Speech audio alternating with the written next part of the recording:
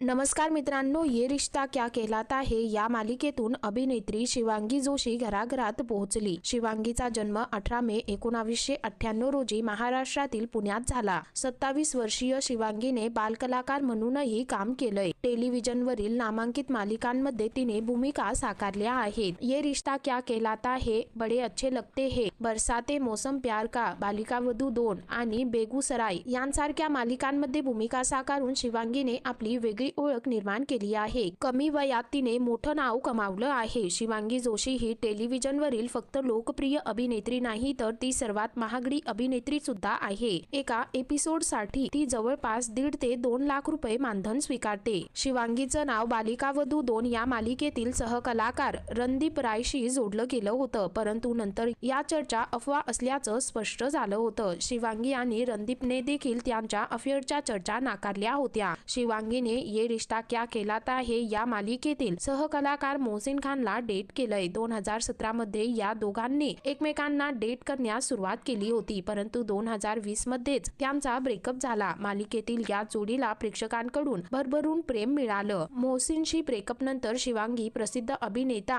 कुशल टंडनला date करत होती। कुशल हा शिवांगीपेक्षा 13 वर्षांनी मोठा आहे। बरसाते मौसम प्यार का या मालिकेच्या सेटवर दोघांची पहिल्यांदा भेट झाली होती। त्यानंतर दोघं एकमेकांच्या प्रेमात पडले होते, परंतु दोघांचं नातं फार काळ टिकू शकलं नाही। तर मित्रांनो, तुम्हाला अभिनेत्री शिवांगी जोशी आवडते का? खाली कमेंट करून नक्की कळवा।